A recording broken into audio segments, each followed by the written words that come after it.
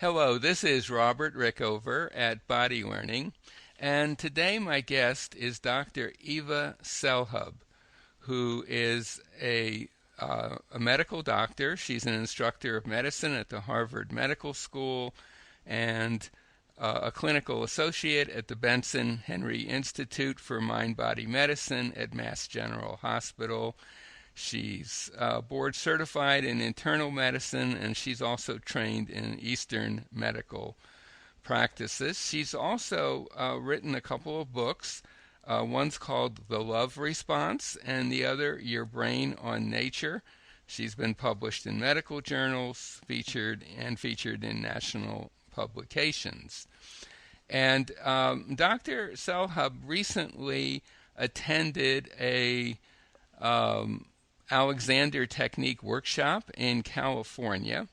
It was her first experience with the technique, and we're going to talk today about her initial impressions of the technique. And I hope it's okay. I'm going to refer to you as Eva. Is that all right? That's great. That's just fine. Eva, welcome to the show. Thank you. And I wonder if you were to encounter someone today who wanted to know what this Alexander technique thing is that you just were exposed to, how would you describe it to them? That's a really good question because people have asked me since I've been back, and basically what I tell them is it's not very different from the work that I do when I work with people on their stress response. Mm-hmm. And it's working with your body and also your mind, and it actually also works on emotions and how it's habituated to take on habits or positions in the body, beliefs, what have you, that are stuck in the stress response, and basically teach you how to gently and non-judgmentally let go of those habits that have put you in whatever positioning you're in, like I said, either your thought process or your actual body, and redirect that attention to habits, which is a way of sitting and the way of standing and the way of walking, that actually aligned with the way your body is supposed to be. It needs to be in its healthiest way. Mm-hmm. And how is it that you happen to sign up for that course in the first place?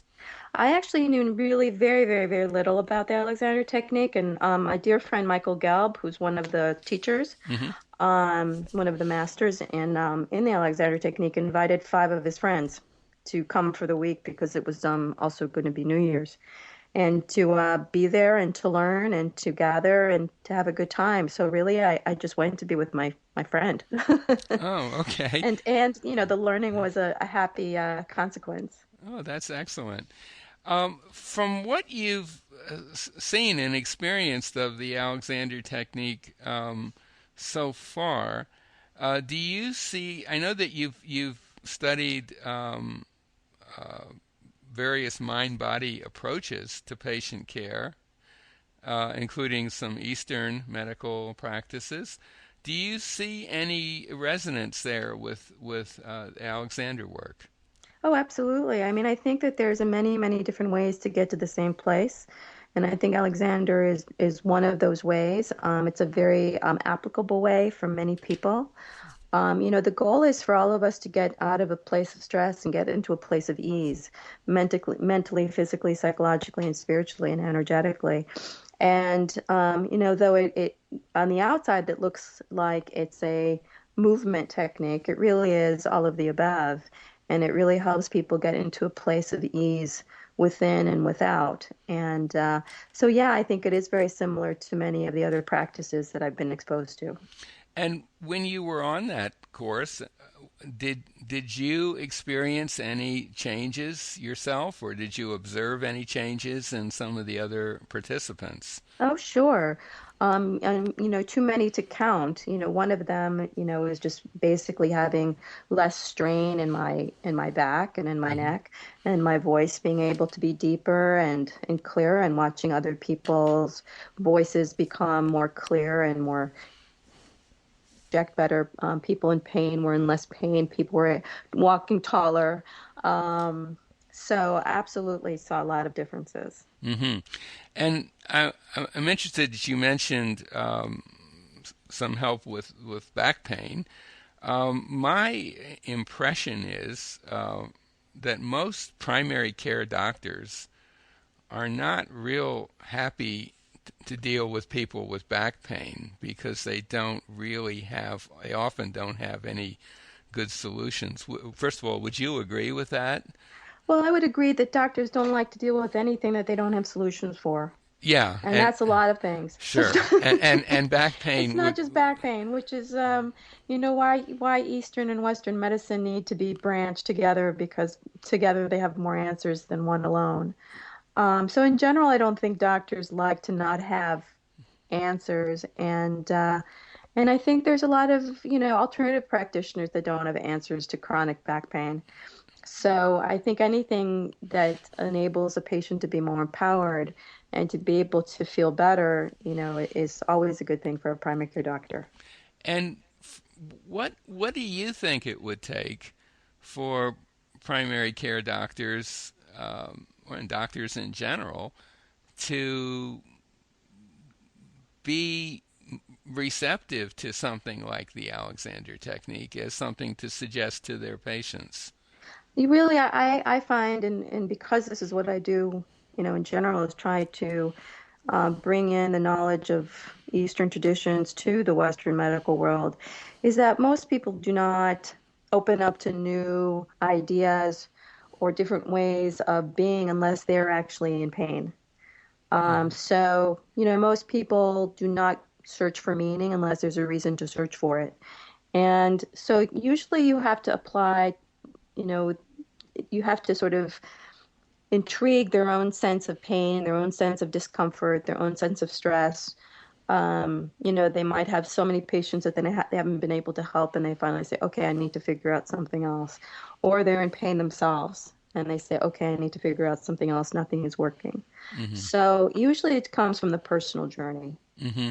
Although it's interesting, I'm not sure you may not be familiar with the study that was conducted in the UK that was published about 5 years ago in the British Medical Journal about the Alexander technique and back pain. Are you familiar with that No. study?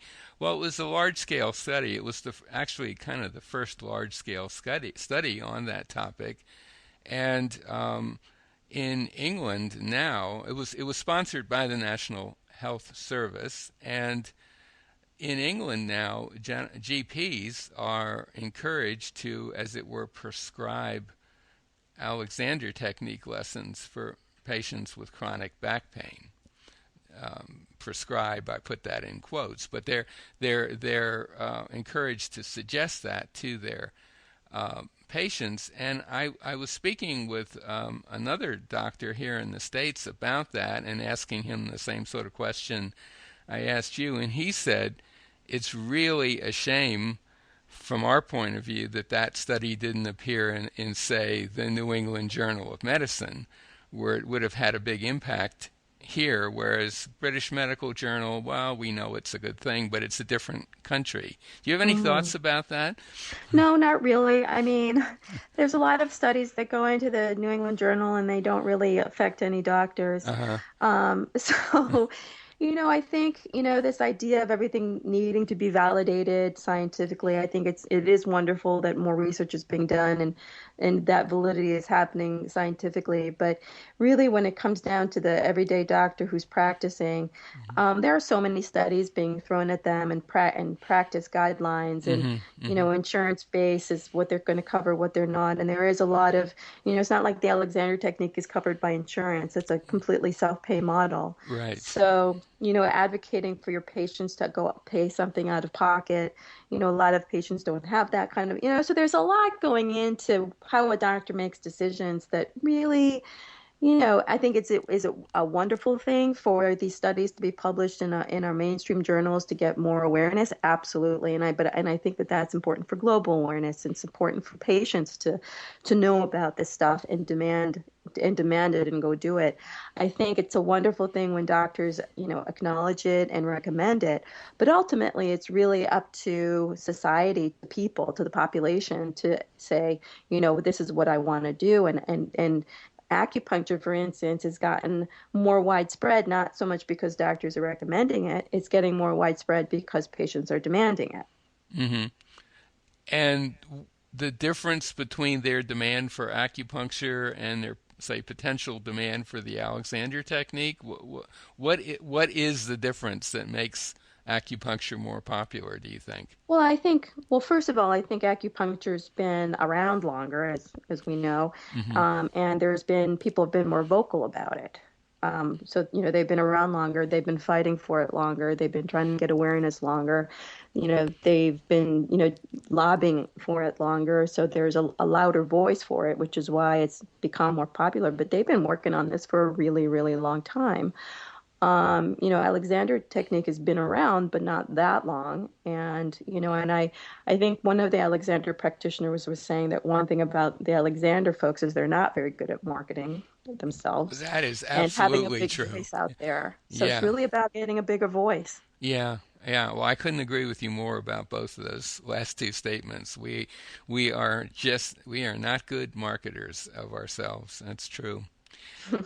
Just one final question. It might be a little bit repetitive, but if if you were talking to a primary care physician and it was your intent to get them at least interested in the technique, how would you approach it with someone in that situation?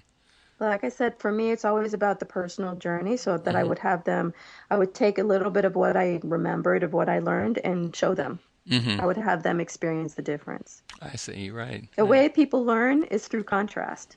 Hmm. People don't know that something feels good until you show them what it feels like, and they realize it feels better than the way they were feeling before. Hmm. So people don't know that they're living in a habitual stress until they end up having, feeling what it's like to be at ease. And so that really is really the way people have to experience it themselves, and that's how they become believers. And the other way I think it has happened is almost all of the doctors that I've interviewed about the technique learned about it initially from their wives. Mm. How about But that? that's assuming that all the doctors are male. Well, in this case, most of them were. Yeah, yeah. It's interesting. Is there anything you want to add before we come to a close? No, no, I think you've asked some good questions. Well, I want to thank you very much for being on the program today. And my guest has been Dr. Eva Selhub. She's, as I said before, an instructor of medicine at Harvard Medical School. And she also, I don't think I mentioned this earlier, but she has a private practice in Waltham, Massachusetts, in which she provides integrative medicine and resiliency coaching to her clients. And she's also a motivational speaker. Um, Eva, thanks so much for being on the show today. Thank you for having me.